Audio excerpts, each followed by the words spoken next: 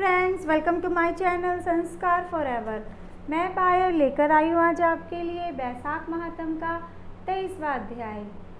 श्री सूतदेव जी बोले, अब मैं इस पाप नाशक महात्म का वर्णन करता हूँ। माधव मास में शुक्ल पक्ष की अक्षय तृतीया के दिन जो सूर्योदय में प्रातःकाल स्नान करते हैं वे संपूर्ण पापों से छूटकर विष्णु लोक को जाते हैं। जो देवता, पितृश्वर और ऋषियों के निमित्त तर्पण करे उसने संपूर्ण वेदादि शास्त्र पढ़ लिए, सब यज्ञ कर लिए और 100 श्राद्ध कर लिए। जो मधुसूदन भगवान का पूजन कर अक्षय तृतीया के दिन कथा सुनते हैं वे मुक्ति पाते हैं। जो मधुसूदन भगवान की प्रसन्नता के लिए दान करते हैं वे मधुसूदन भगवान की आज्ञा से अक्षय फल देने वाले होते हैं। यह तिथि देवता, ऋषि, पितृश्वर की है।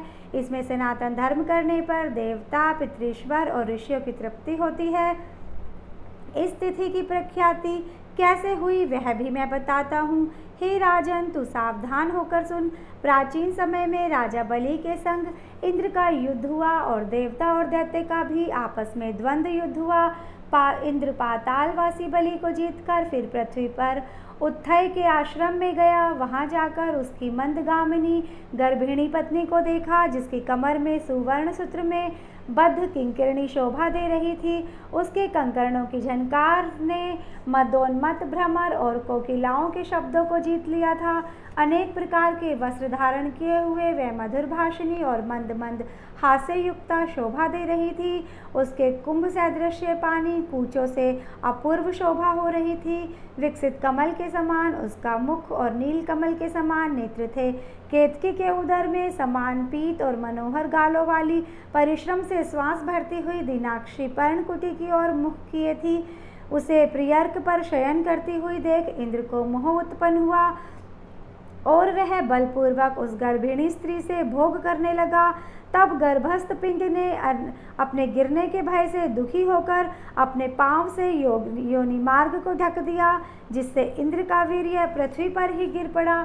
तब गर्भस्थ शिशु पर इंद्र को महाक्रोध हुआ और रोष के मारे तांबे और लाल नेत्र करके शाप दिया कि हे दुबुद्धे, तूने पांव से योनि द्वार को रोका है, इसीलिए तू जन्मांध हो। तब दीर्घमदान पांवों से वीर्य संचालन से जयंत के समान हुआ। इंद्र ऋषि के शाप से भय से शीघ्र ही भागा। उसे भागते हुए देख संपूर्ण शिष्य हंसने लगे। तब वह लज्जा के मारे पहाड़ की कंदरा में जा घुसा और वहां बैठकर उग्र तप करने लगा। जब इंद्र लज्जा के मारे कंदरा में जा घुसा तो राजा बलि और उसके साथी दैत्यगण गुप्त दूतों द्वारा भेद लेकर देवताओं पर आक्रमण करके अमरावती पुरी दिक्पालों की विभूति और शंबरादि तथा स्वामी रहित देवताओं के राज्य का बलपूर्वक भोग करने लगे। तो अग्नि आदि सब देवता अपने रक्षक को न देख बृहस्पति के पास जा इंद्र का वृतांत पूछने लगे कि हमारा स्वामी कहाँ है।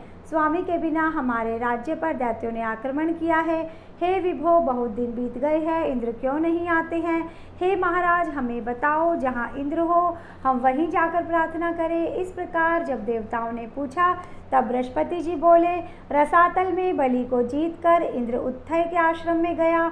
वहां जाकर उत्थय की स्त्री से बलपूर्वक संभोग किया।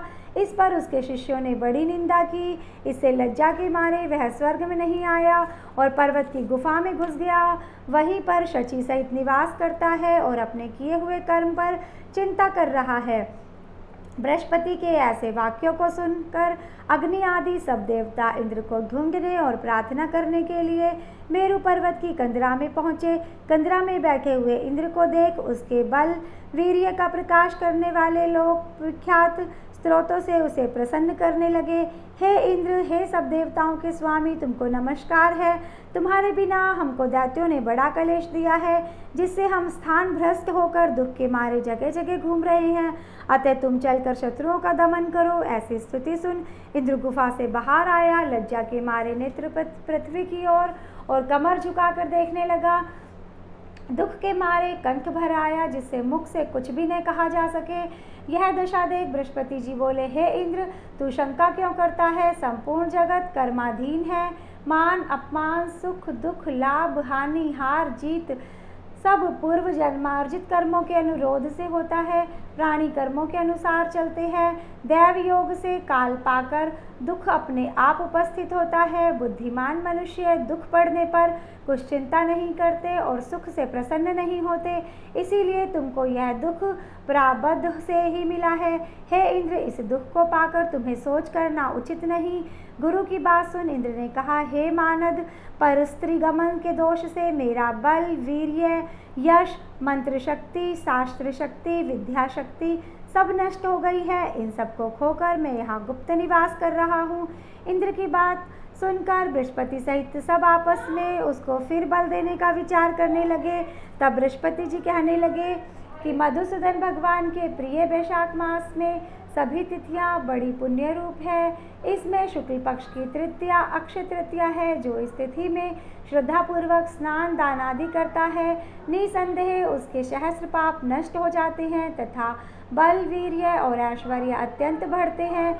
अतएव अक्षय तृतीया के दिन बलि के बैरी इंद्र द्वारा स्नान दान आदि सद्कर्म कराने चाहिए, जिससे उसका हित साधन हो, जिसके प्रताप से इंद्र में विद्या और मंत्र शास्त्र में पूर्ववत शक्ति हो जाएगी। बल, वीर्य और यश भी पूर्ववत बढ़ जाएगा। देवताओं समेत बृहस्पति ने ऐसा विचार कर इंद्र से वैशाख के धर्म कराए। अक्षय तृतीया के दिन भुक्ति और मुक्ति देने वाले धर्मों से पूर्ववत बल और वीर्यादि बढ़ गए तथा पर स्त्रीगमन का दोष भी तत्काल नष्ट हो गया।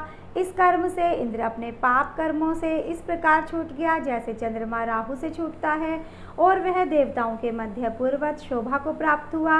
इंद्र ने देवताओं को संग ले असुरों को जीत अक्षय तृतीया के महात्म से सब वैभवों से मुक्त हो अमरावतीपुरी में प्रवेश किया।